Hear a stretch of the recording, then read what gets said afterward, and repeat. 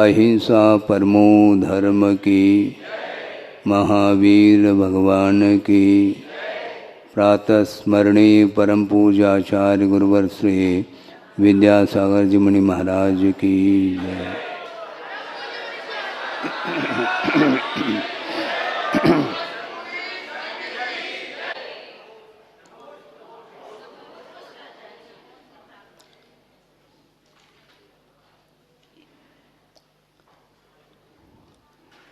मोक्ष मार्ग के नेता के रूप में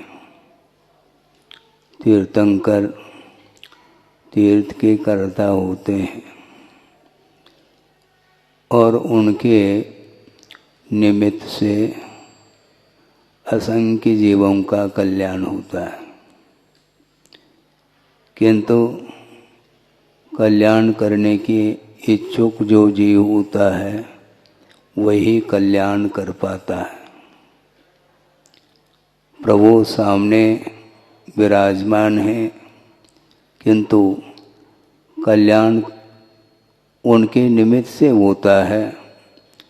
कल्याण करने की भावना उत्कंठा अपने भीतर यदि नहीं है तो कल्याण नहीं कर पाते। उनका कल्याण हो चुका है। उनकी आराधना करने से हम लोगों का कल्याण हो सकता है। बहुत पुराना प्रसंग आपके सामने रख रहा हूँ कि तीर्थंकर जो होते हैं वे दीक्षा के पूर्व उनका जीवन सबको ज्ञात है। वैभव के साथ ही उनका जीवन व्यतीत होता है और उनका अकाल मरण नहीं होता। अवधि ज्ञान अनुगामी अवधि ज्ञान लेकर के ही आते हैं। क्षायिक सम्यक उनके पास है और वैराग्य उन्हें हो जाता है। अब वैराग्य होने के उपरांत भवने वनेवा, चाहे वह भवन में रहे चाहे वन में रहे, इसमें कोई बाधा तो है नहीं। सामायिक पाठ में बोलते हैं दुखे सुखे वैरिणी बंधु वर्गे योगे वियोगे भवने वनेवा। निराकृता शेष ममत्व बुद्धे समम मनो मेस्तु सदापि नाथ। ये पंक्ति पढ़ते हैं। अब मन में ये विचार उत्पन्न होता है, निश्चित रूप से उसी भव से उन्हें केवल ज्ञान की उत्पत्ति होगी और निर्वाण का लाभ होगा। इसको कोई रोकने वाला नहीं। तो ऐसी स्थिति में चाहे भवन हो चाहे वन हो, उसमें भेद तो है नहीं। किंतु वैराग्य जब उत्पन्न होता है वह कहाँ पर उत्पन्न हुआ? उन्हें भवन में ही उत्पन्न हुआ है ना। जब भवन में ही वैराग्य उत्पन्न हुआ तो वैभव के प्रति लालसा तो रही नहीं। फिर उसी भवन में रह करके आत्म साधना करने में बाधा क्या है? बाहर क्यों निकलते हैं? वो बहुत बड़ा प्रश्न खड़ा है सामने। लेकिन गुरुदेव भी ये कहते हैं उन्हें निश्चित रूप से केवल ज्ञान होगा साधना के माध्यम से, किंतु साधना करने के लिए उपयुक्त क्षेत्र की बड़ी आवश्यकता है। प्रारंभिक अवस्था में, प्रारंभिक अवस्था में चाहे वो तीर्थंकर हो चाहे वो सामान्य कोई भी साधक क्यों न हो, उपयुक्त स्थान के बिना मन संतुलित रह नहीं सकता। मन को केंद्रित करने के लिए, मन को संयत बनाने के लिए जो उपयुक्त क्षेत्र है उसका आलंबन लिया जाता है। इसलिए भवन से वो बाहर निकलते हैं, क्योंकि भवन के संस्कार भी तो रह सकते हैं। वहीं बैठे बैठे, जैसे समोसन में भी बैठे बैठे किसी को वैराग्य हो जाता है और दीक्षित भी हो जाता है, किंतु यहाँ पर रह करके काफ़ी लंबा समय व्यतीत किया है, दीर्घ काल व्यतीत किया है वैभव के बीच में, उसके संस्कार समाप्त करने के लिए प्रारंभिक अर्थात प्राथमिक भूमिका में आवश्यक है। इसलिए वन की ओर वो विहार करते हैं। जबकि वन में जाने के उपरांत इससे भी भयानक स्थिति उनकी बन सकती है, ये बात अलग है। किंतु शुरुआत में मन को संयत बनाने के लिए, राग से ऊपर उठने के लिए उस क्षेत्र का परित्याग करना भी उतना ही आवश्यक सिद्ध होता है। प्राकृतिक वातावरण में रह करके बहुत जल्दी हम अपने मन को लगा सकते हैं, बल्कि लगाना क्या, अनायास ही ध्यान लग सकता है। पेड़ पौधे हैं, नदी नाले हैं, वहाँ पर जाने के उपरांत ऑटोमेटिक तनाव से हम मुक्त हो जाते हैं। किसी भी प्रकार से कोई तनाव के लिए प्रसंग बनता ही नहीं। पशु पक्षी आदि हैं, पशु पक्षी आदि हैं, विचरण कर रहे हैं, सामने बैठे हैं, उनको लेकर के कोई भी मन में विकलता नहीं आती, मन में कोई कालुष्य भाव उत्पन्न नहीं होता है। किंतु साधर्मी के बीच में एक क्षण निकालना भी कठिन हो जाता है, और उसमें भी परिचित व्यक्ति के बीच में रह करके तो बहुत ओम शांति हो जाती, पक्की बात है। मन लगता नहीं, मन वहीं जाता है, सामने बैठा है, आकर्षण। गिरनार की बात है, पहाड़ पर पहुँचे हैं संग सहित आचार्य महाराज, वहाँ पर 2-5 मिनट के लिए बैठे हैं एक चट्टान पर, और वहाँ पर पक्षियों का कलरव सुनाई पड़ रहा है।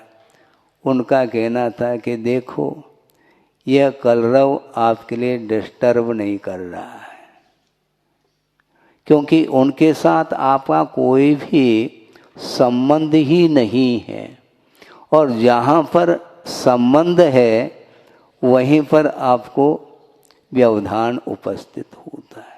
तो संबंध रखने के लिए कहा किसने? पहला संबंध करो, फिर बाद में तोड़ो।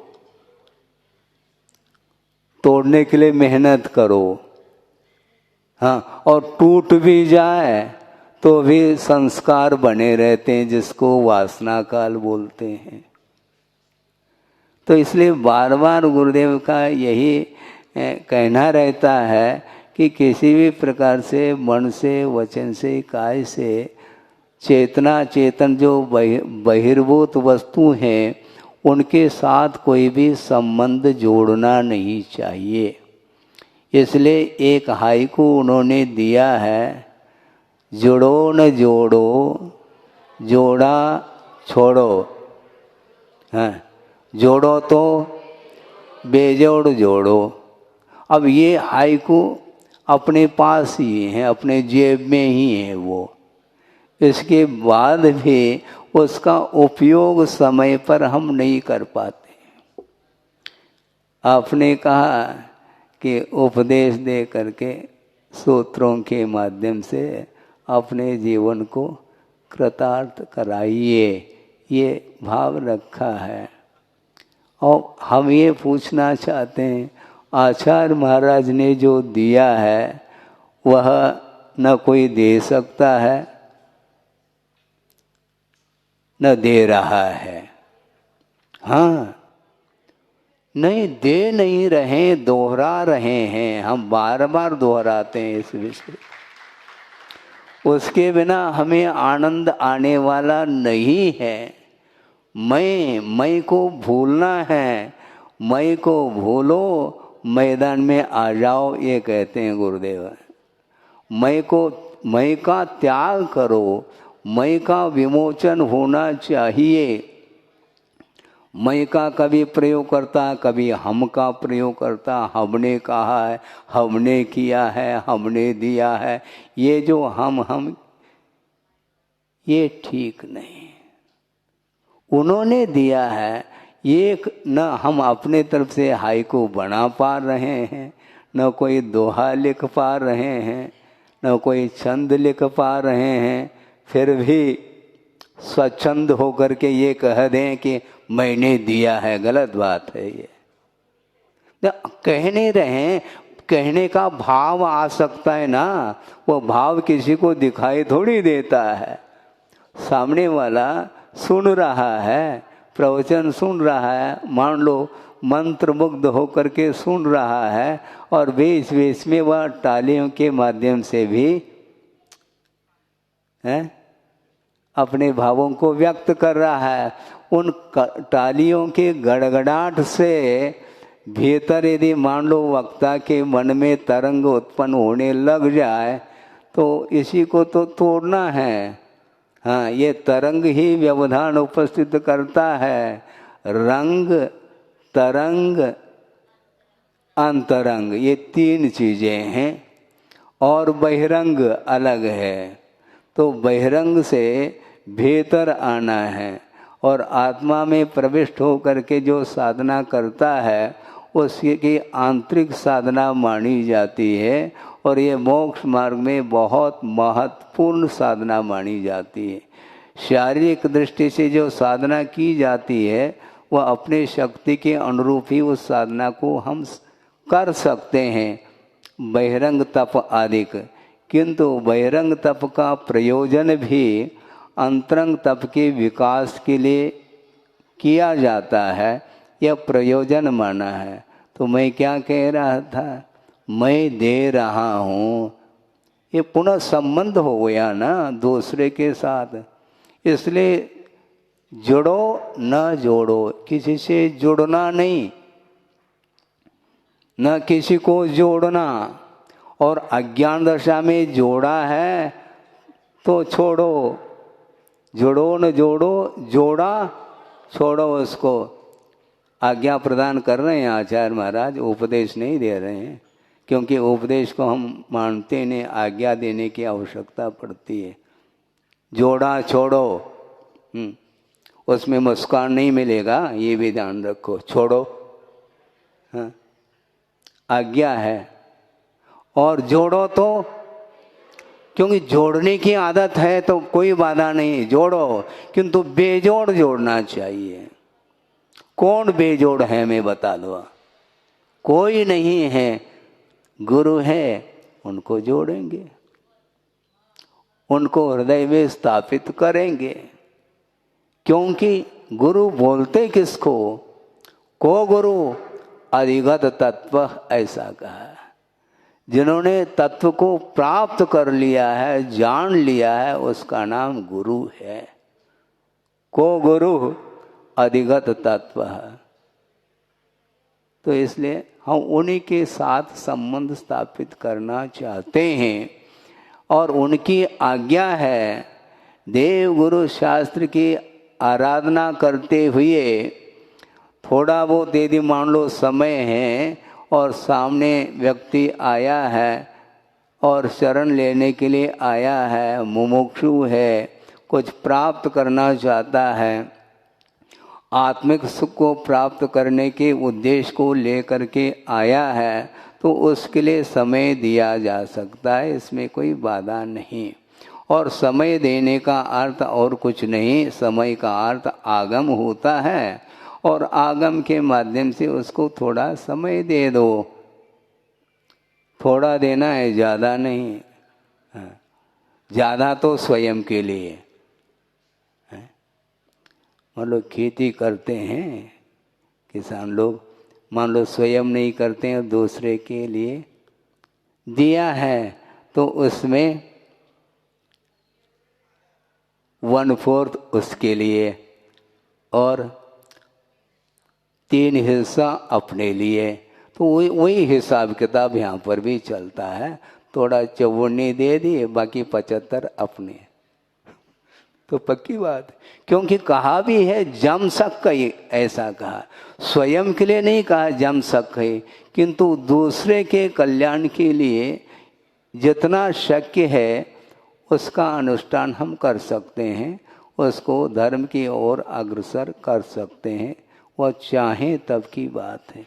भीतर की यदि इच्छा नहीं है, स्वहितम उपलिप्सो, अपना हित चाहता है तो उसके लिए दिया जाएगा, वरना नहीं। तो इसीलिए मैं दे नहीं रहा हूँ, जो दिया है, दिया दे दिया है, तो उसको उसी प्रकाश में कोई बैठना चाहता है तो बैठे। सामूहिक स्वाध्याय चल रहा है, यही एक धारणा बना लेनी चाहिए। मान लो हम स्वाध्याय कर रहे हैं तो मैं स्वाध्याय कर रहा हूँ, ऐसा नहीं। हम पढ़ा नहीं रहे हैं किसी को, हम सामूहिक पढ़ रहे हैं। अकेले पढ़ते थे, 10 व्यक्ति आ गए मान लो तो ठीक है, सामूहिक भोजन कर रहे हैं। पहले भोजन अकेले कर रहे थे और 2 व्यक्ति आ गए मान लो, आइए बैठिए, इसी में से बांट करके ले लो। तो वही स्थिति, मैं दे नहीं रहा हूँ, इस प्रकार की धारणा को हमें समाप्त करना है। क्या देना है, हमने तो लिया नहीं अभी तक और देने के लिए बैठ गए। एक बार कहा था, किसी ने नमोस्तु कर दी तो आशीर्वाद, हाथ उठ गया तो गुरुदेव ने कहा तुम्हारा कल्याण हो गया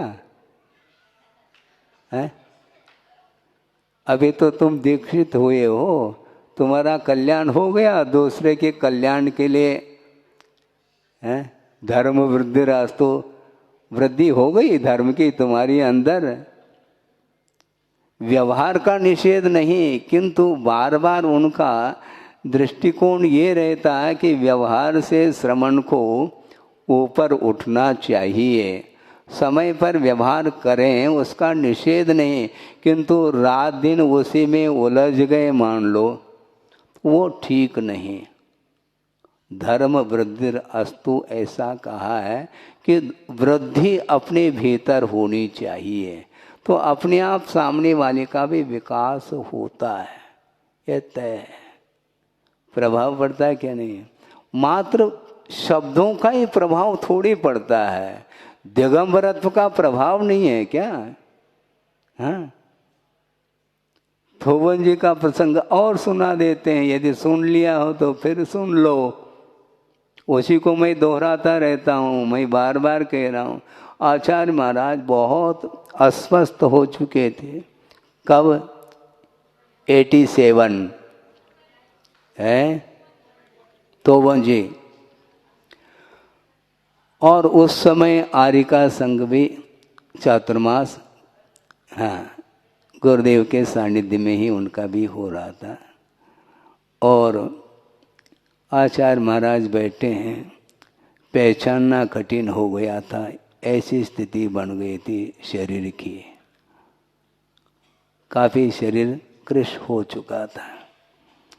इसके उपरांत भी वो बैठे हैं और किसी महाराज ने ही जिज्ञासा रखी कि महाराज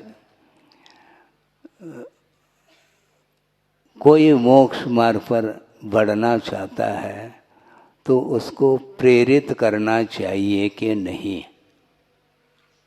आप सुन रहे हैं? हाँ। प्रेरित करना चाहिए कि नहीं। तो 1 सेकंड वो मौन रहे और उन्होंने ये कहा, प्रेरणा देने की कोई आवश्यकता नहीं।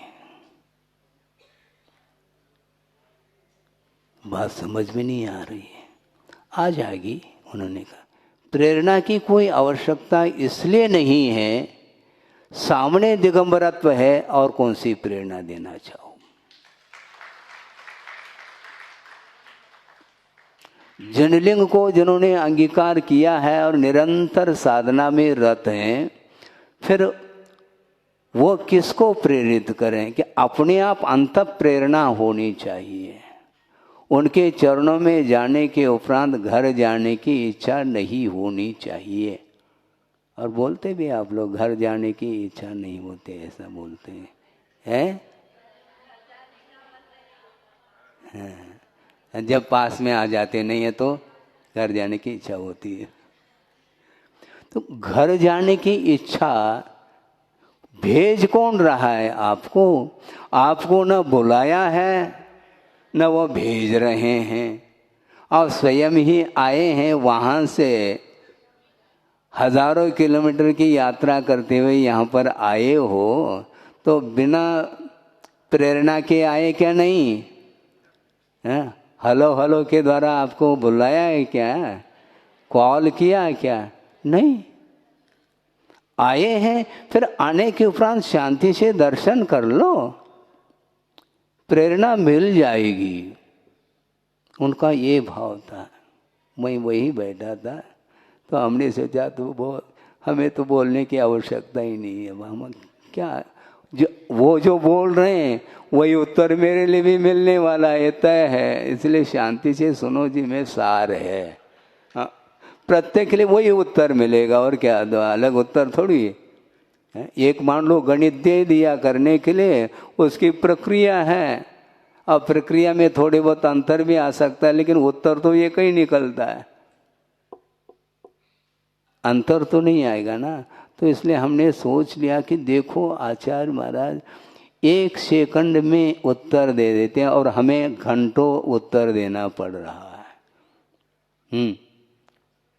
तो इसलिए अपने को जोड़ना नहीं, अज्ञान दशा में यदि जोड़ा है तो उसका विसर्जन की बात करो आप, जोड़ने की बात मत करो। और पर वस्तु को ही जोड़ा जाता है, आत्मा को जोड़ा नहीं जाता। आत्मा में स्थित हो करके आत्मा की साधना की जाती है। इसलिए शुभम शरीरम दिव्यांश्च विषयान अभिवांछति उत्पन्न आत्ममतिर्देहे तत्वज्ञानी ततश्च्युतिम अभिवांछति।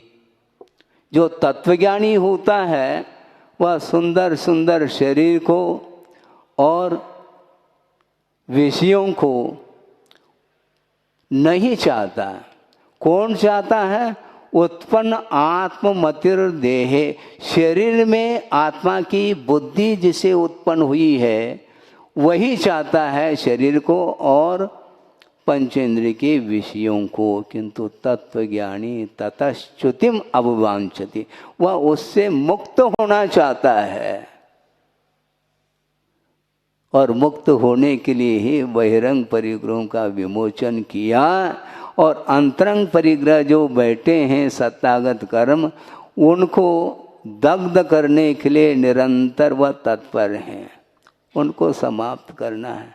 9 कर्म समाप्त करने की आवश्यकता नहीं।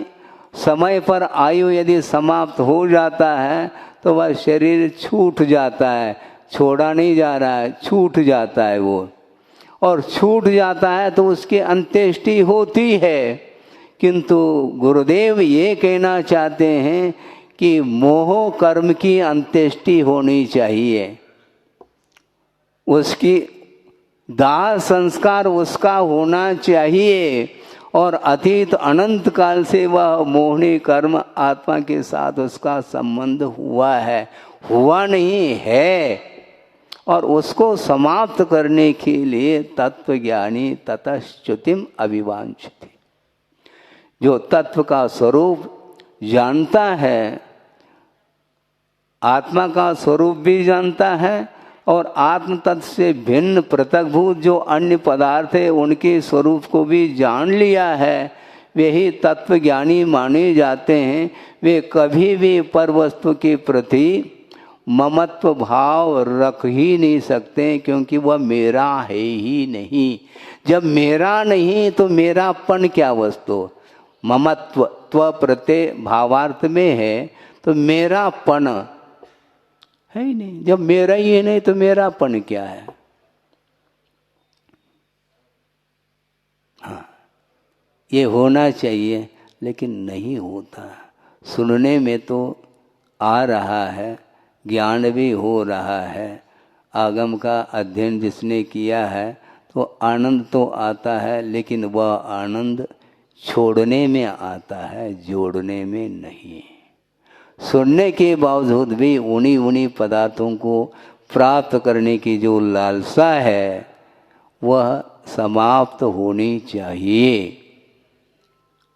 कौन करेंगे समाप्त? आपको करना, क्योंकि जोड़ा आपने है, मैंने तो जोड़ा तो है ही नहीं। जोड़ा था उसको छोड़ दिया, फिर जोड़ने की बात है तो पंच परमिष्टि का आलम्बन ले रहे हैं हम, और किसी का आलम्बन नहीं लेना चाहते। तो प्राकृतिक वातावरण में रहने से अनायास ही उपयोग अथवा मन लग जाता है, अन्यत्र नहीं जा सकता। तनाव मुक्त, एकदम टेंशन फ्री रहता है, बहुत हल्का महसूस करता है। और वहाँ से इस भवन में आ गए तो माथा बंध गया। यही होता है। आचार्य महाराज भी शुरुआत में ऊपर रहते हैं, जो बड़े बड़े मंदिर बने हैं, तो उनके परिक्रमा के पीछे जा कर के वहीं पर रात में भी दिन में भी उन्होंने व्यतीत किया है। तब कहीं जा कर के उनका कल्याण हुआ है। और कल्याण करने के लिए प्रेरणा देने की आवश्यकता इसलिए नहीं, उस सामने साधक बैठे हैं, अनूठी साधना, और उसको देख करके भी यदि घर याद आता है, फिर उपदेश देने का कोई औचित्य शुद्ध नहीं होता है। क्या उपदेश देना है? प्रैक्टिकल पेपर है, वह लिख रहे हैं, आप लिखना चाहो तो ठीक, नहीं लिखना चाहो तो कोई वादा नहीं।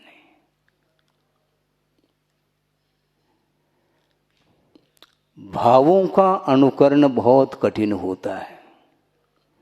अन्य जो चेष्टाएं हैं वह हूब की जा सकती है, जिसको ड्रामा बोलते हैं, लेकिन भावों का अनुकरण करना अत्यंत कठिन होता है। भावों की निर्मल सरिता में अवगान करने आया हूँ। फिर जा क्यों रहे हैं आप?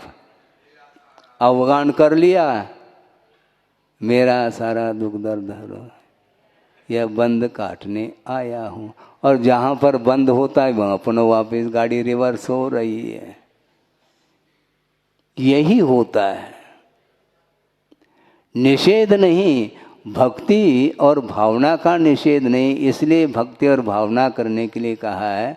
उसके माध्यम से जो वैश्विक संस्कार है, जो अनादिकालीन है, आत्मा के साथ लगे हुए हैं, उनको दूर करने के लिए एक माध्यम है। किंतु इसके माध्यम से आत्मा के ऊपर संस्कार पड़ने चाहिए। हाँ, बार बार पलट करके देखना चाहिए, मैं सही लिख रहा हूँ क्या नहीं। दिल के आईने में देखो, हैं? दिल के आईने में देखो, दूसरे के आईने में क्यों देखते हो? प्रतिदिन संसारी प्राणी हैं, पौर्वाणिक वेलायाम, हाँ, सुबह उठ करके नहा धो करके वह अपने शरीर को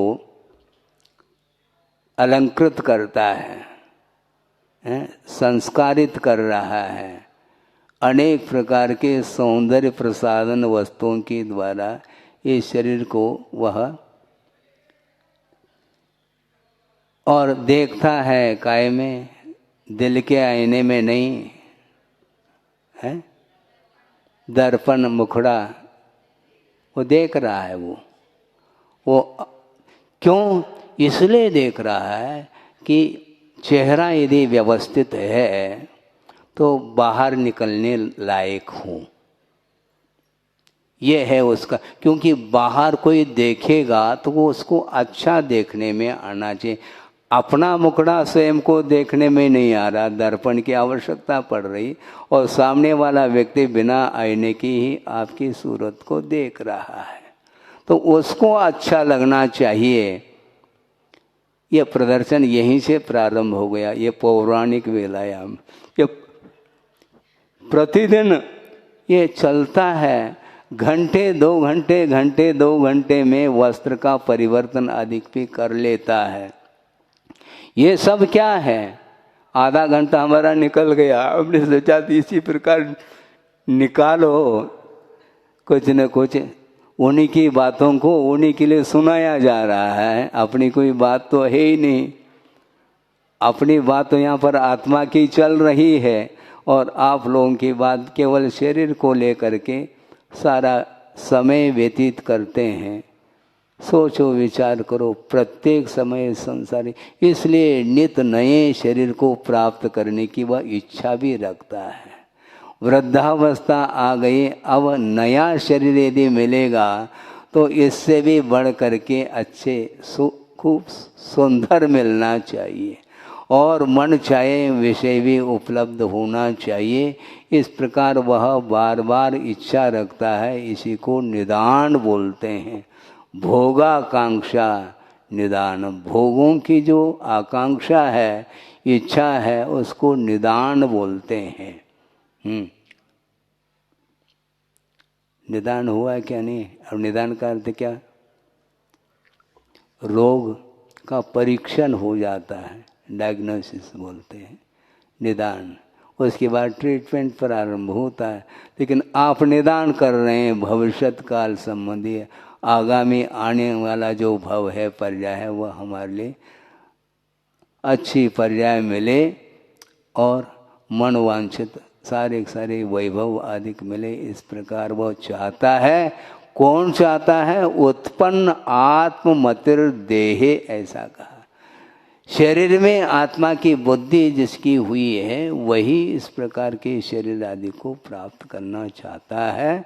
किंतु तत्वज्ञानी ततश्च्युतिम अभिवांछति, तत्व का परिज्ञान जिन्होंने कर लिया, वो भूल करके स्वप्न में भी इन पर वस्तुओं के प्रति कोई इच्छा नहीं रखते हैं। ये इसका प्रवचन का सार है। इसके माध्यम से आप कृतार्थ हो गए हैं तो अच्छी बात है। अगले सत्र में ये होता चला जाता है। केवल सुनना नहीं, किंतु सुन करके उसको अपने जीवन में उतारने का पुरुषार्थ करते हैं, तो शरीर से अतीत जो जीवन जी रहे हैं सिद्ध परमेष्टि, वहाँ तक हम पहुँच सकते हैं। उस रूप हम अपने जीवन को ढाल सकते हैं। अहिंसा परमो धर्म की जय। बोधि समाधि परिणाम शुद्धि, स्वात्मोपलब्धि शिव शोक सिद्धि, चिंतामणिम चिंतित वस्तुदाने वा वंदमानस्य ममास्तु देवी। हेलो, परम पूजाचार्य गुरुवर श्री विद्यासागर।